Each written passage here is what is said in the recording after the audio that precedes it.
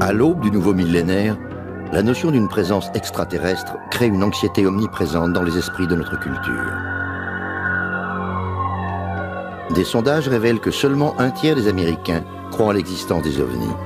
Pourtant, 5 millions d'entre eux prétendent en avoir rencontré. Les scientifiques nous rappellent que ces apparitions surréalistes ne sont pas vérifiées ni vérifiables. Les sceptiques insistent sur le fait que ces personnes qui revendiquent ces témoignages sont soit victimes d'hallucinations, soit exploitent ce phénomène dans leur propre intérêt. Les victimes de ces visions sont crédibles lorsqu'elles racontent leurs histoires. Des histoires qui attirent notre attention et qui nous poussent à croire que nous ne sommes peut-être pas seuls.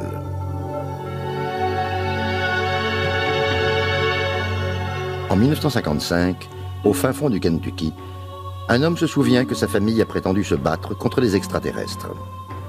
Une spécialiste des ovnis a décrit ce qu'elle a vécu lorsqu'elle se trouva face à un extraterrestre. À la proche périphérie de New York, une dizaine d'habitants sont convaincus que des extraterrestres sont apparus dans le parc public. Des études bibliques expliquent que ces croyances sont nées il y a 6000 ans de cela. Toutes les civilisations humaines auraient été influencées par les extraterrestres. La notion d'une vie extraterrestre, fiction ou réalité? Ou est-ce que cela peut être décrit comme inexpliqué?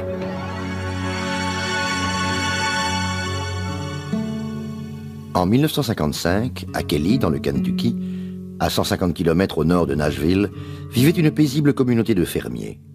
Durant la nuit du 21 août, à la lisière de la campagne de Kelly, une dizaine de personnes ont fait une étrange rencontre avec des extraterrestres. La famille Langford était venue à cet endroit pour passer du bon temps en famille, pour rire et jouer aux cartes. Âgé de 12 ans à cette époque, Lonnie Langford dit se souvenir clairement de cette nuit-là.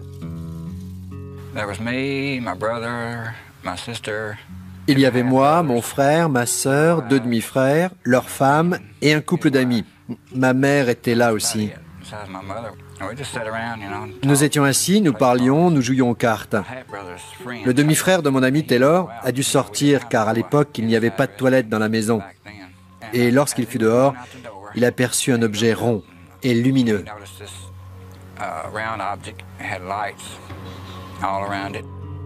L'invité des Langford a couru en direction de la maison pour raconter ce qu'il venait de voir. Ils ont tous cru à une blague. La partie de cartes ne fut pas interrompue pour autant. Finalement, ils allèrent tous dormir. Tous, sauf la mère de Lonnie.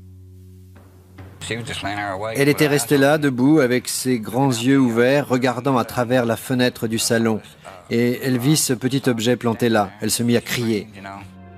Ils sautèrent tous de leur lit, tandis que la mère de Lonnie se saisit d'un fusil de chasse. Il a vu ces créatures d'environ 1 mètre, aux pieds et aux oreilles palmées, avec de grands yeux. Les mains étaient palmées aussi. Elles étaient argentées de la tête aux pieds. Elles ne faisaient aucun bruit, aucun son. Elles ne parlaient pas. Elles étaient plantées là, je ne sais pas pourquoi. Tous fixèrent ces créatures flottant dans l'air pendant que les frères de Lonnie leur tiraient dessus. Ils disaient que les balles heurtaient les extraterrestres, mais qu'aucun d'entre eux n'en paraissait affecté. Ces étranges créatures reprenaient leur forme initiale. Ils étaient intacts. On était tous affolés et on a commencé à crier dans tous les sens. Le frère de Lonnie sortit de la maison avec son fusil. Il venait juste de sortir lorsqu'un extraterrestre l'attrapa par les cheveux. Il a réussi à se libérer et il lui a tiré dessus. À en croire l'histoire de Lonnie Langford, sa famille et lui étaient terrifiés de voir ces êtres rutilants encercler leur maison. Lorsque ses frères manquèrent de munitions, ils brandirent leurs lampes électriques. Les rayons lumineux scintillaient dans le ciel, et la famille fut surprise de constater que ces créatures argentées se dissipaient dans l'obscurité. Ils n'ont pas essayé de nous faire mal, ils n'ont pas essayé de nous brusquer. Je pense qu'ils avaient plus peur de nous que nous d'eux. Vous voyez, j'avais peur, j'avais réellement peur. Je vous dis la vérité. Est-ce que Lonnie Langford dit la vérité, ou est-ce le scénario inventé par une famille qui aurait perdu la raison? Mais ce que nous savons aussi, c'est que durant la même nuit, d'autres résidents du voisinage ont témoigné avoir aperçu des formes météoriques lumineuses accompagnées d'un étrange vrombissement. Lorsque la famille Langford témoigna, la police, la gendarmerie et même des soldats de la base militaire limitrophe, Fort Campbell, sont venus recueillir leurs témoignages. M. Russell Ferguson, un officier de l'État du Kentucky, enquêta sur les lieux de l'incident. Il ne trouva aucune preuve tangible pour être convaincu de l'histoire de la famille Langford. La seule chose que nous ayons trouvée là-bas, c'est une famille complètement perturbée, choquée, et qui jurait que des petites créatures argentées, aux grands yeux et avec de grosses têtes, avaient tenté de s'introduire dans leur maison. M. Philippe Imbrogno, professeur de sciences, jugea que l'histoire de la famille Langford était incontestable. Il pense qu'ils avaient effectivement pu rencontrer des extraterrestres. C'est le genre de situation qui est très convaincante, parce que, dans ce cas, vous avez une famille qui ne se soucie guère des ovnis. Et tout à coup, ces êtres viennent sur leur terrain. Ils leur tirent dessus, etc. Depuis ce jour, ce genre de témoignage m'a convaincu que nous devrions reconsidérer, de temps en temps, le fait que des extraterrestres puissent se poser sur cette planète et tenter de rentrer en contact avec notre société. Durant la période où les Langford eurent cette apparition, au milieu des années 50, les Américains des quatre coins du pays furent captivés par l'espace. Une nouvelle vague de films de science-fiction naquit à Hollywood. Une majorité de ces films s'articulaient autour de l'inquiétude de la guerre froide. Les habitants de la région étaient endoctrinés par les films, les livres, les articles de presse de science-fiction. C'était très populaire à l'époque. Mais il ne faut pas oublier que ces gens étaient de véritables paysans et des fervents religieux de croyances protestantes. Leurs engagements religieux étaient fondamentaux. Alors que les Langford clamaient être de fervents chrétiens, est-il possible qu'ils aient voulu se démarquer face aux autres religieux ce fameux dimanche après-midi? L'officier Russell Ferguson n'est pas d'accord. Il pense qu'ils avaient trop bu. Je n'ai rien vu de semblable, sauf un groupe de gens déchaînés. Ils avaient quelque chose de particulier. Et cela venait, je pense, de la journée magnifique. On n'avait pas d'alcool parce que ma mère était une fervente chrétienne et elle interdisait l'alcool à la maison. Mes frères en consommaient, mais il n'y avait aucun endroit où s'en procurer. Il n'y avait pas du tout d'alcool dans les environs cette nuit-là.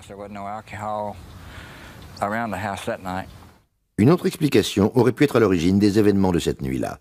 Un cirque ambulant était en ville. Je me suis rendu au bureau des archives et j'ai retrouvé les dates de passage. Le cirque Shrine était en représentation durant 3 nuits, le jeudi, vendredi et samedi. C'était un événement à Kelly. Il est fort probable que des singes faisaient partie de la troupe de cirque et que certains d'entre eux se soient échappés. Certaines personnes disent que les extraterrestres que nous avons vus étaient en fait des singes de la troupe de cirque. Je ne savais même pas qu'il y avait un cirque en ce temps-là. Si ces étranges visions n'étaient pas dues à une consommation d'alcool excessive ou à des singes joueurs, que s'est-il réellement passé? Greg Little, écrivain sur les phénomènes paranormaux, pense qu'il y a une explication scientifique à cela. Cette région du Kentucky s'étend sur une grande faille terrestre. Des petites pressions tectoniques dans le sous-sol peuvent créer des formes étranges dues aux décharges électromagnétiques assez fortes pour désorienter les gens. Ces énormes plasmas sont recouverts de champs électromagnétiques. Lorsqu'une personne entre en contact avec ces champs, cela crée une interaction biochimique avec le cerveau. Cette action produit de la sérotonine, une substance biochimique identique à une drogue hallucinogène appelée diméthyltryptamine qui, pendant 30 minutes, procure les mêmes effets qu'une dose de LSD. Donc, si vous êtes en état de somnolence avec une dose de LSD, comment appelleriez-vous ces visions? Un rêve. Rêve? Cauchemar? Peu importe, si quelqu'un est vraiment sûr de l'exactitude des faits qui se sont déroulés durant cette nuit estivale de 1955. Je ne sais pas pourquoi les extraterrestres sont apparus devant moi. Peut-être qu'ils passaient simplement au-dessus de nous et que quelque chose a attiré leur attention et qu'ils voulaient descendre et je n'en ai aucune idée. Pourquoi pensez-vous que Dieu a créé toutes ces autres planètes et toutes ces autres lunes et tous ces autres soleils et a seulement créé la vie sur une seule d'entre elles et pas sur les autres? Je me pose la question suivante. Si vous aviez la possibilité d'aller sur Mars, sur le Soleil, ou n'importe quelle autre planète, et que vous reveniez sur Terre avec toute cette technologie dont vous avez bénéficié, il est évident que vous ne reviendrez pas à Kelly dans le Kentucky. Alors que nous avons la capitale et d'autres grandes villes. Non, je ne pense pas.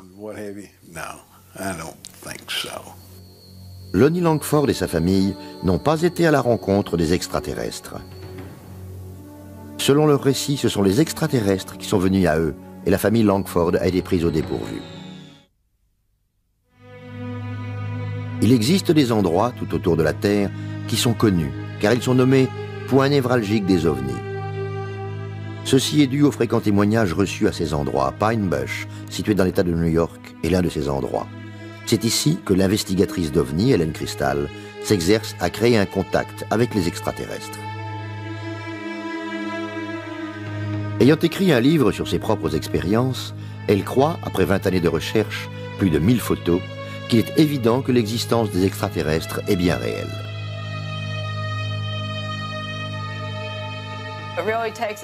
Il faut avoir une forte mentalité pour faire ceci tout en étant cohérent et de ce fait vous vous mettez à faire des recherches. Je veux dire que ce sont les gens comme moi qui tentent d'accumuler les recherches et finalement ça devient concluant. Ils provoquent des rencontres avec les extraterrestres en utilisant des appareils spécifiques et des appareils d'enregistrement. Durant les années 80, Helen fut la première personne à effectuer des recherches sur les extraterrestres dans la région de Pine Bush. À cette période, un médium lui a confié qu'elle avait été soignée par des extraterrestres alors qu'elle avait une grave maladie infantile. En fait, elle m'a d'abord expliqué puis m'a dit « Quand tu avais 4 ans, tu étais très malade. J'ai vu ce vaisseau à côté de cette maison blanche. Ils sont venus et t'ont guéri. » J'ai répondu « Effectivement, j'étais très malade. J'étais malade pendant 8 mois. Je pense qu'à cette époque, j'avais 2 ans. » Cette explication encouragea Helen à poursuivre son rêve de rencontrer des extraterrestres. Voici son histoire. Elle prétend que le 7 août 1980, elle a vécu une intense rencontre avec les extraterrestres qui a satisfait sa curiosité, peut-être beaucoup plus qu'elle ne l'avait espéré. Ma seule motivation fut que je ne voulais pas inspecter un nouveau champ tant que je n'avais pas été dans les autres. Je voulais être sûre que le terrain n'était pas dangereux parce qu'il y a beaucoup de ruisseaux et de clôtures et on peut facilement trébucher. Le premier signe était à quelques mètres de là, donc je me suis rapprochée. À première vue, il y avait des faisceaux lumineux. J'ai vu une immense lumière éclairant les arbres de l'autre côté de la rue. Je n'étais pas sûre de ce que je voulais faire, je pensais qu'ils allaient m'affronter. Helen releva le défi. Elle parcourut la zone d'un champ à l'autre tout en faisant attention. Prenant son courage à 2 mains, elle retourna à l'endroit où elle avait aperçu pour la première fois cette lumière mystérieuse. Elle dit avoir pénétré dans la lumière qui traversait les arbres. Elle avait vu quelque chose qui ressemblait à un papillon de nuit. Elle se baissa et vit des jambes qui couraient ça et là.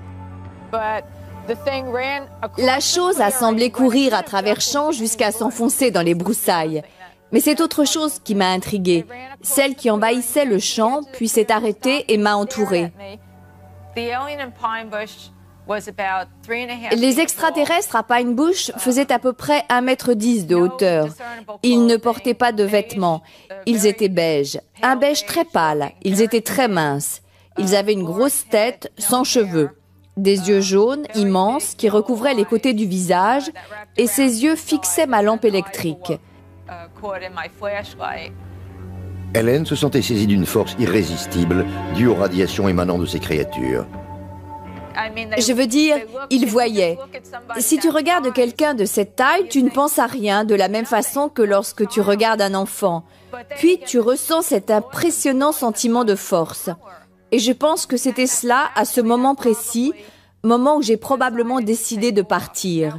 C'était probablement l'un des facteurs décisifs de mon départ. Effrayée et épuisée, elle conduisit jusqu'à un parking désert et reprit ses esprits. Je ne pouvais plus supporter tout ce stress. J'étais tellement paralysée de peur et je me souviens que mon cœur battait à 100 à l'heure. Je veux dire, j'étais totalement saisie de panique. Je commençais à transpirer. En dehors de ses recherches, Hélène Cristal a développé différentes théories concernant la venue des extraterrestres sur Terre.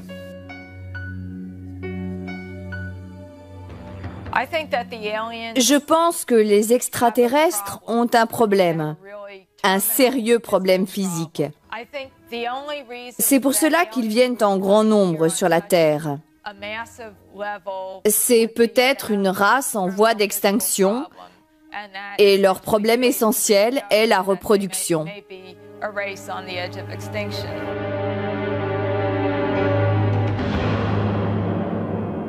Est-ce que les déclarations d'Hélène Cristal concernant les incursions d'extraterrestres dans le nord de l'État de New York peuvent être prises au sérieux? Ou alors contribue-t-elle à la création d'un mythe des temps modernes? Le professeur de sociologie de l'université de Northwestern, Bernard Beck, pense que c'est le cas. Un certain nombre de personnes prétendent que lorsque les extraterrestres viennent, ils sont si intelligents et si doués, uniquement par le fait qu'ils soient là, qu'ils amènent avec eux toutes sortes de choses qui rendent notre vie meilleure et qu'ils prennent soin de nous. Comme n'importe quelle chose créée par des gens ordinaires dans la majorité des cultures, comme discuter dans un bar devant une bière, cette rencontre extraordinaire crée un sens de la culture, des perspectives, et finalement les choses se passent comme elles le devraient. Selon Philippe Imbrogno, chercheur spécialiste des ovnis, les espérances d'Hélène sont tellement fortes, conjuguées à la fascination qu'elle a pour la science-fiction, que sa crédibilité est sérieusement compromise. Je suis certain qu'Hélène Cristal est très sincère dans ce qu'elle entreprend. Je me pose des questions sur ses méthodes d'investigation et sur les conclusions qu'elle en a tirées. Lorsqu'elle prend en considération ces témoignages, elle dit que ça ne peut pas être autre chose que des extraterrestres. Oui, d'accord. Lorsque j'examine ces témoignages, c'est évident, il y a quelque chose qui se passe ici. Il y a trop de phénomènes inexpliqués, mais je pense que ces témoignages ne sont pas assez solides pour expliquer que les extraterrestres descendent de ces vaisseaux de l'espace. Beaucoup de visions d'extraterrestres se produisent dans la vallée d'Hudson, non loin de l'aéroport international Stewart, près de Pine Bush.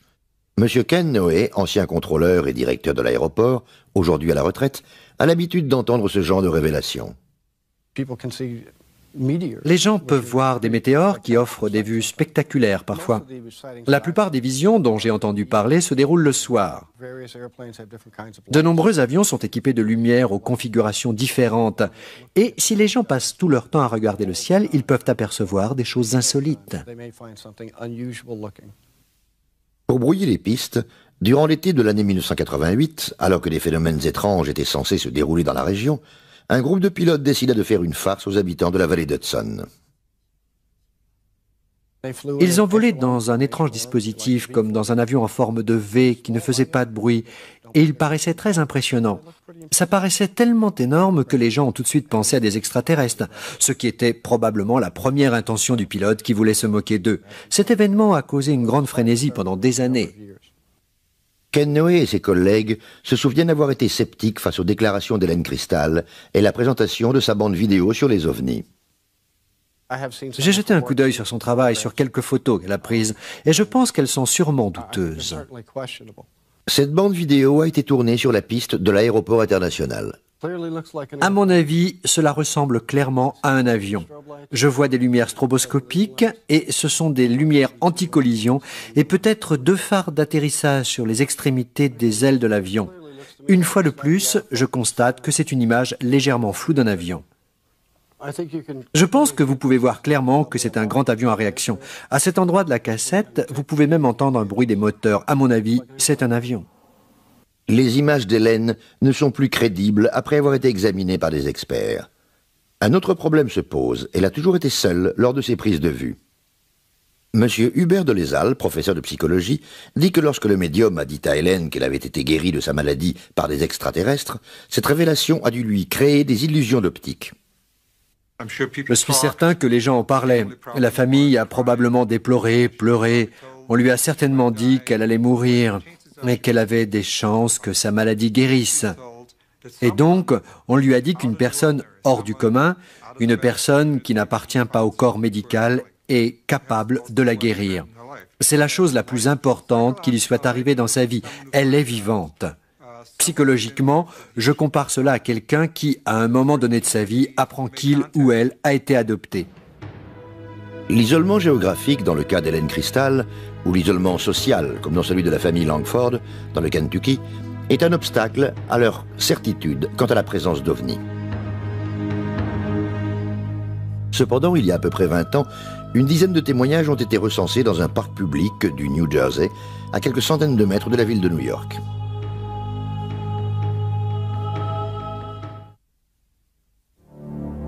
Plusieurs visions d'extraterrestres sont facilement justifiées. Mais lorsqu'il y a plus d'une personne qui prétend voir le même objet au même moment à des postes d'observation différents, la thèse est plus difficile à écarter. Nous sommes dans le département d'Hudson, dans le New Jersey, dans la ville de North Bergen, une banlieue de la classe moyenne située sur l'autre rive de la rivière de New York. Ces résidents sont des travailleurs et ont acquis une éducation professionnelle et sont plutôt réalistes. C'est également un endroit où les témoignages d'OVNI sont constants. George Obarski était propriétaire d'un magasin d'alcool et utilisait la même route tous les soirs pour rentrer chez lui à North Bergen, dans le New Jersey, et ceci durant des années. Le 12 janvier 1975, à 3 heures du matin, alors qu'il se dirigeait en direction d'un parking, soudainement sa radio s'arrêta. Il raconta son histoire ultérieurement à l'enquêteur Bud Hopkins, qui enregistra sa version à l'aide d'un dictaphone.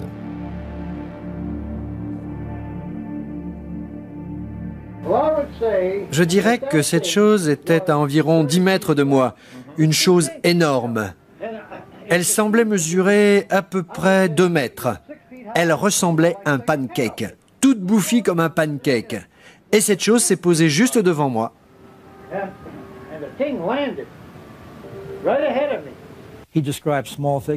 Il a décrit des petites figurines qui sortaient de cette chose. Il a dit qu'elles ressemblaient à des enfants en tenue de neige. Elles avaient chacune des réceptacles de forme carrée et de longues cuillères, comme des pelles. Elles ont prélevé un peu de terre, l'ont mise dans leur réceptacle et sont retournées dans leur appareil très vite. Il disait qu'elles se déplaçaient à toute allure, comme des enfants qui se sauvent d'un incendie. Et la chose a disparu. Même après être rentré chez lui, George Obarski était encore tremblant, terrorisé par ce qu'il avait vécu. J'étais mort de peur, je transpirais, j'ai immédiatement fait un thé et j'ai allumé la radio. J'étais terrifié. J'ai tiré les couvertures sur ma tête, je me suis levé, j'ai pris 2 aspirines. J'avais très peur.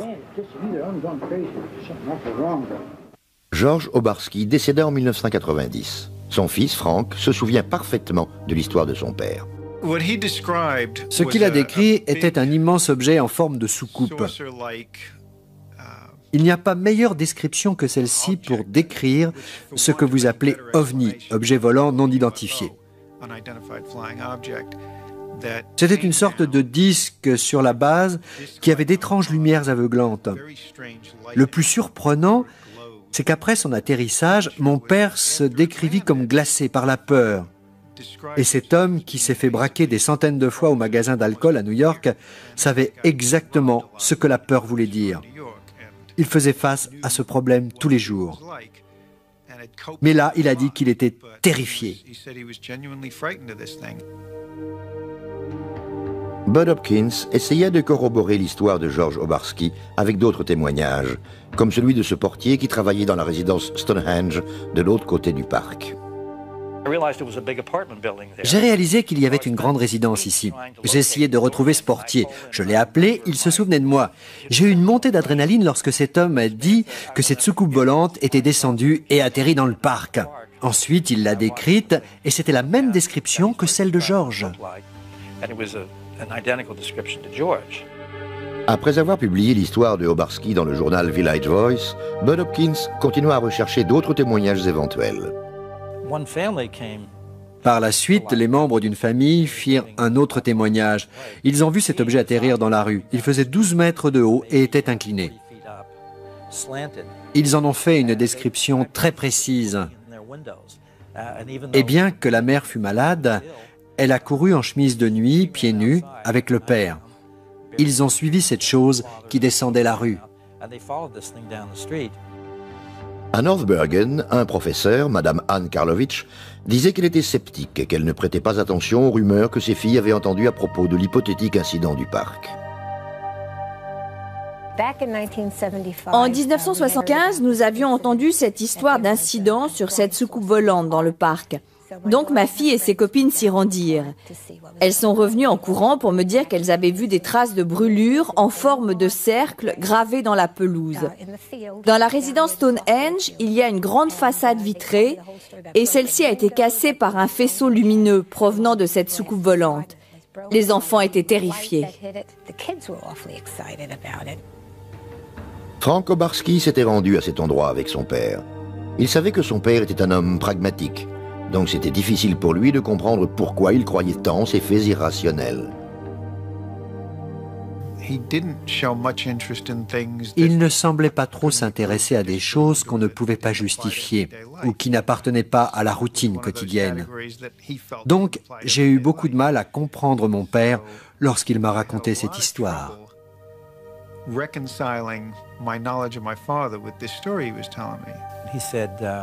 Il m'a dit, « Tu sais, j'ai vécu une longue et belle vie, la plus honnête et la plus honorable que j'ai pu vivre. Un homme ne vit pas ainsi 70 ans pour tout laisser tomber. » La région nord de Bergen avait été le théâtre d'autres événements et d'autres histoires d'extraterrestres semblables à celles rapportées par le témoignage de Obarski. Après les visions surréalistes qui ont rendu Obarski célèbre, les habitants de North Bergen, dans le New Jersey, ont déclaré avoir vu des dizaines d'extraterrestres à de nombreuses et différentes occasions. À l'aube du 6 juillet de l'année 1986, l'homme d'affaires Ron Lee et l'artiste Lynette Tanapi admiraient le lever du soleil de la terrasse de leur appartement, à la résidence Stonehenge. Je me disais, oh mon Dieu, quelle est cette chose dans le ciel? Je ne cessais de la fixer. J'ai vu quelque chose qui n'est pas identifiable. Ninetta et moi ne cessions de la regarder et ça ne bougeait pas, ça ne faisait pas de bruit. Et on la suivait des yeux en se demandant ce que cela pouvait être. Si cette chose faisait un bruit de moteur, j'aurais été moins méfiante. Mais cette chose immense était si silencieuse. C'était un objet d'une forme très impressionnante. C'était d'une forme ovale avec 3 paires d'yeux sur la base. Cet objet est resté immobile dans le ciel pendant 5 à 10 minutes. Et ensuite, d'un seul coup, il a volé en direction du sud à une vitesse incroyable. Il est parti d'une traite en accélérant jusqu'au moment où il ne fut plus visible. Juste après cet instant, nous avons entendu un vrombissement et nous avons vu un avion militaire à sa poursuite. Le jour suivant, de nombreux témoignages relatant cette apparition furent diffusés dans la presse. Ninetta ne faisait pourtant pas partie de ces gens qui passent leur temps à appeler les médias. Je n'avais pas envie de parler de ces choses étranges. Les gens risquaient de penser que j'étais bizarre. Je dénigrais tout car je ne voulais pas admettre l'origine de cette chose. Il n'y avait aucune raison rationnelle pour expliquer cela.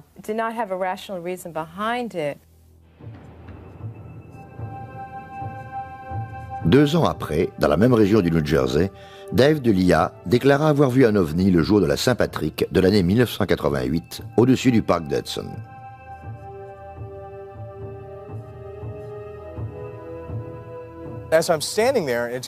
J'étais là, debout, et cette chose s'approchait de plus en plus. Elle ne faisait pas de bruit. Les lumières qui formaient un triangle étaient blanches et vertes. DeLia retourna à sa voiture et suivit l'ovni sur plusieurs kilomètres, identifiant la forme de l'objet. L'ovni avait la forme d'un diamant, un peu comme ça. Vous voyez où se trouvent mes pouces? C'était la partie de l'ovni qui venait dans ma direction. En 1993, 5 ans après le témoignage de DeLia, une autre résidente de North Bergen, Anne Karlovich, qui avait été sceptique face aux visions de Obarski, déclara qu'elle aussi avait été témoin de la présence d'un ovni.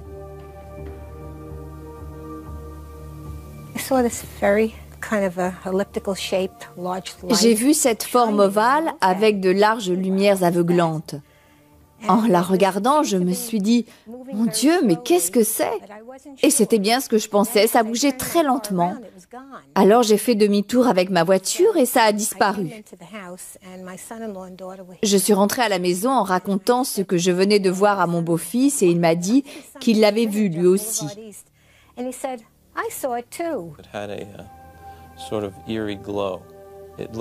Cet objet était d'une clarté terrifiante. Il était métallique et avait des étranges lumières comme des projecteurs fluorescents. C'était, si j'ai bonne mémoire, un objet de la forme d'un dirigeable, tout en longueur, comme une ellipse. Vous voyez, une sphère elliptique.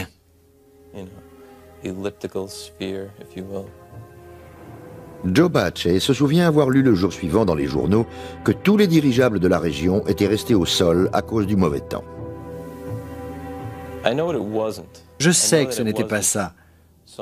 Je sais que ce n'était pas des lumières qui traversaient les nuages, ou une météore, ou rien de semblable. Je pensais que c'était un avion du gouvernement, comme ceux de l'Air Force. Ils ne divulguent jamais leurs nouvelles armes de combat. Ce n'était pas un avion, ce n'était pas un hélicoptère, c'était une sorte de dirigeable.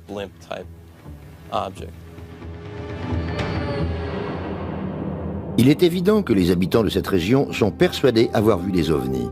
Mais est-ce que ces ovnis ont un rapport avec les extraterrestres? Depuis la Deuxième Guerre mondiale, les témoignages d'apparitions d'ovnis ont progressé, au point de créer un système de classement, un moyen de différencier les témoignages reçus. Cette méthode a été développée par Allen Hynek, professeur d'astronomie à l'université Northwestern.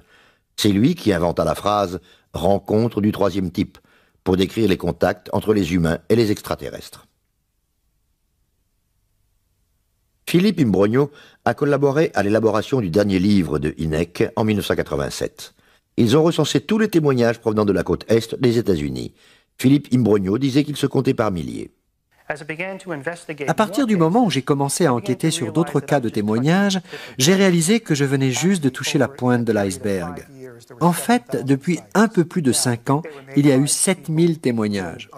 De nos jours, ces témoignages sont apportés par des gens importants de la société, des policiers, des pilotes, des avocats, des éducateurs, des PDG. Ils ont tous vu un objet volant au-dessus de leur tête, un objet qu'ils considèrent être plus grand qu'un terrain de football.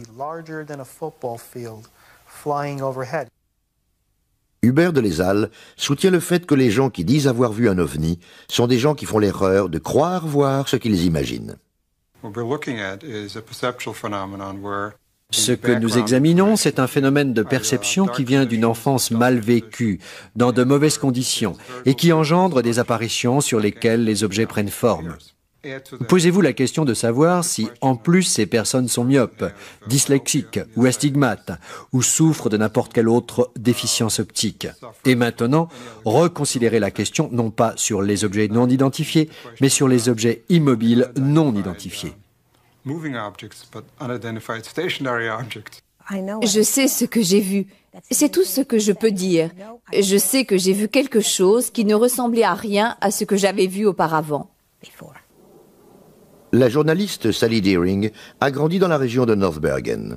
Elle a entendu des dizaines d'histoires sur les apparitions d'extraterrestres et elle pense que toutes ces croyances sont ridicules. Ils ont cru aux ovnis. Vous savez, je pense qu'ils ont bondi sur ce phénomène trop vite. Il y a différentes façons d'expliquer toutes ces choses que l'on voit. Les gens veulent croire en quelque chose. Je me souviens au début des années 70, on lisait un livre. Vous savez, Robert Heinlein est un étranger sur une terre étrangère. Un livre de Kurt Vonnegut. On appréciait la science-fiction pour ses métaphores par rapport à notre façon de penser à l'époque. Est-ce que les personnes qui pensent voir des extraterrestres confondent la science-fiction et la réalité? Selon le professeur de Lézal, les gens qui revendiquent avoir vu des ovnis et des extraterrestres sont peut-être en train d'expérimenter un besoin psychologique. Quelque chose de plus grand qu'eux, par conséquent, quelque chose qui prend possession de leur réflexion et qui a peu ou pas du tout de support. Je pense que ce qui arrive à ces gens, c'est l'effet de masse. C'est très normal d'être inclus et de faire partie de ce genre de choses. C'est devenir de plus en plus accepté. Les expressions suivantes « tu es fou » ou « il y a quelque chose qui ne va pas dans ta tête » ou « tu es un menteur » sont devenues obsolètes. Je pense que les gens ont l'esprit plus ouvert. Maintenant, les gens ont envie de vivre quelque chose d'excitant et d'en faire partie. La découverte spatiale est entrée dans les mœurs. Les images sont populaires, tout comme la découverte des planètes. Le monde des croyances est en mouvement.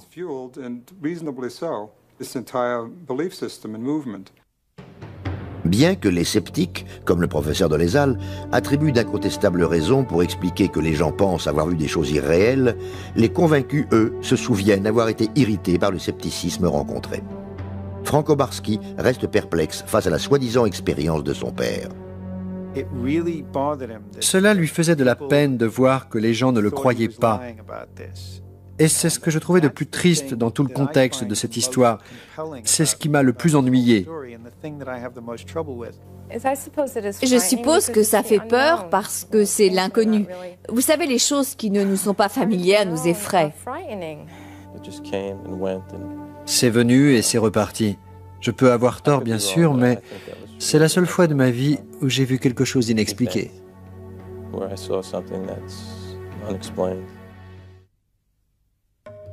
Il y a à peu près 6000 ans de cela, dans le sud de la Mésopotamie, vivait un peuple appelé les Sumériens. Ils étaient très en avance sur leur époque. Comme les anciens Égyptiens, de nombreux aspects de la civilisation sumérienne sont empreints de mystère. Zecharia Sitchin étudie les textes bibliques et est expert en civilisations anciennes. Ses études lui ont permis d'avancer l'hypothèse que les Sumériens étaient influencés par les extraterrestres. Cette civilisation s'est élevée à un très haut niveau en peu de temps, un niveau peut-être jamais atteint, même de nos jours. Ils avaient acquis des connaissances incroyables sur le ciel, l'astronomie, les mathématiques. Ils avaient atteint les sommets de la connaissance. Ils furent les premiers à inventer la roue. Ils connaissaient l'art, la musique, la danse, les lois, les tribunaux, les juges, tout ce qui est essentiel à une civilisation. Et toutes ces connaissances naquirent il y a 6000 ans, extrêmement rapidement.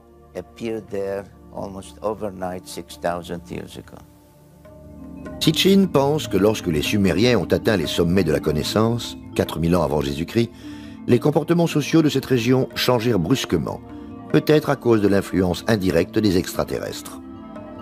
D'anciennes tablettes, dites d'Anunnaki, retrouvées sur place, nous livrent un texte apportant plus de questions que de réponses. Anousto devait tenir compte de ces instructions. 300 d'entre eux étaient au ciel. Ils y resteraient comme gardiens pour assurer le chemin de la terre au ciel, puis du ciel à la terre. Il en a gardé 600. Après que les instructions aient été données aux Anunnaki du ciel et de la terre, il leur attribua leur mission. Des histoires comme celle-ci sont racontées aux étudiants. Ils disent que ce sont des mythes, des histoires entre Dieu et l'homme. Je ne pense pas que ces mythes soient irréels, mais plutôt que ce sont des histoires de ce qui s'est réellement déroulé dans le passé. Sitchin pense que ces anciens mythes sumériens décrivent notre système solaire comme composé de 12 corps célestes, les 9 planètes connues, plus le Soleil et la Lune. Mais cette théorie prétend qu'une mystérieuse 12e planète s'approche de l'orbite terrestre tous les 3600 ans. Il est persuadé que les écritures des Sumériens nous révèlent que le supposé paradis est une planète appartenant à une race d'extraterrestres, appelée Anunnaki. Mais cela paraît tellement invraisemblable qu'ils ne sont connus que par la mythologie des dieux. Il est évident que d'après ces anciens textes, d'après ces écritures, je n'ai aucun doute que d'autres êtres venant de différentes planètes aient été impliqués. Pas uniquement dans notre création, en étant à l'affût de notre développement, comme le cite la Bible, mais en nous offrant leur civilisation, des choses humaines, et ceci pour des millénaires.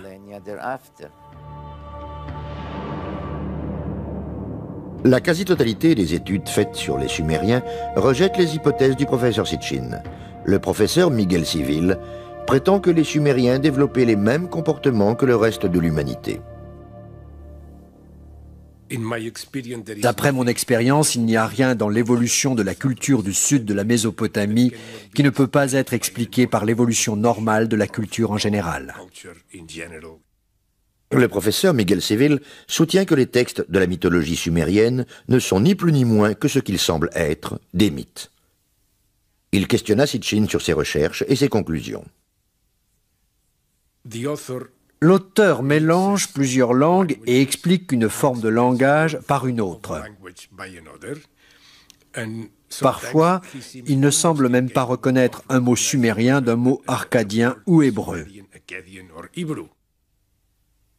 Les études d'anthropologie culturelle de Miguel Civil ne sont pas les seules à différer de la théorie des 12 planètes de Sitchin. Différents astronomes également ne sont pas en accord avec cette théorie. Je ne pense pas qu'il y ait une seule planète qui soit capable de détecter notre présence, et ce, d'ici la fin des temps.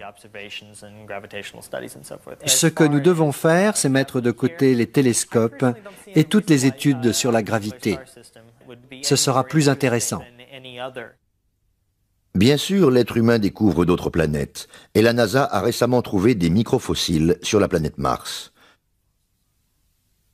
Leur découverte prouve qu'il existe des possibilités de voir un jour un signe de vie dans n'importe quel endroit du cosmos. Ma question est que s'il y a des formes de vie qui se développent à la surface des planètes, vous devez avoir un climat tempéré. Vous devez avoir de l'eau à la surface ou de l'humidité. Il est possible que parmi ces précurseurs de la vie, des molécules organiques aient été apportées sur Terre par le biais des comètes, car nous savons que les comètes véhiculent de la poussière organique. De nombreux astronomes et astrophysiciens sont en accord avec la théorie du professeur Novick. Et même s'il y avait une vie avancée dans n'importe quel paradis, même si on avait la meilleure technologie, la distance serait simplement trop éloignée.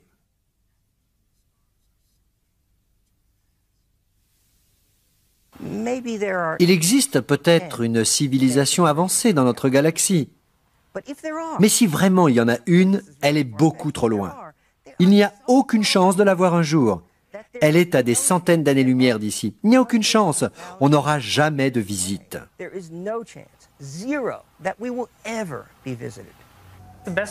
Pour comprendre, il faut se rendre compte de la distance entre ces étoiles qui sont très, très importantes. La distance entre ces galaxies et la Terre est impressionnante. Le professeur Dolezal explique que la vague déferlante de témoignages sur les ovnis n'est qu'un substitut à la religion. Si vous croyez à l'être divin, à Dieu, aux croyances religieuses, et même si vous n'êtes pas croyant, nous avons un besoin de sentir qu'il y a quelque chose de plus puissant au-dessus de nous. Une technologie avancée, et cela me paraît être un substitut convenable pour les croyances religieuses.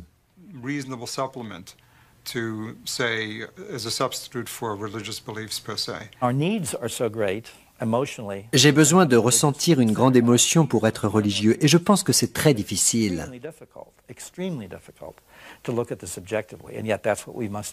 Toutes les civilisations ont vécu cela. Elles ont toutes été marquées par l'existence des extraterrestres.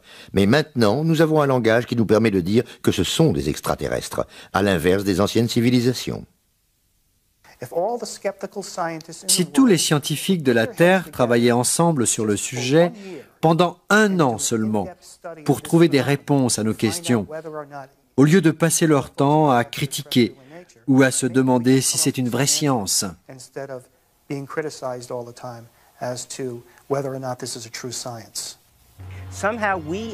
Parfois, un scientifique doit expliquer aux gens ce qu'il comprend réellement. Nous ne savons pas tout, mais nous avons une idée sur le sujet des extraterrestres, et c'est tout ce que nous désirons. J'approuve les gens, et je pense que tout ce dont la culture a besoin, ce n'est pas vraiment quelque chose qui se trouve dans la culture de la nation.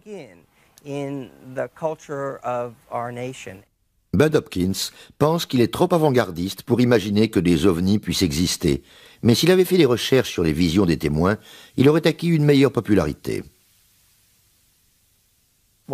Eh bien, je voudrais dire que c'est un phénomène incroyable. Peu importe le point de vue de chacun, c'est une découverte incroyable pour l'homme. La science fonctionne ainsi. S'il y avait quelque chose de crédible, des faits qui donnent des preuves, que l'on puisse dire « oui, je comprends ce que tu veux dire », les gens seraient ravis.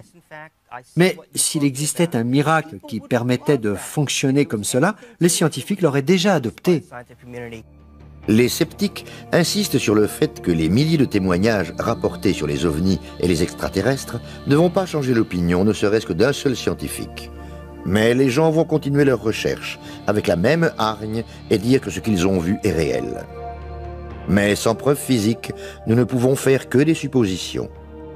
Certains choisissent de croire en l'existence des extraterrestres plutôt que de tolérer l'incertitude de l'inexpliqué.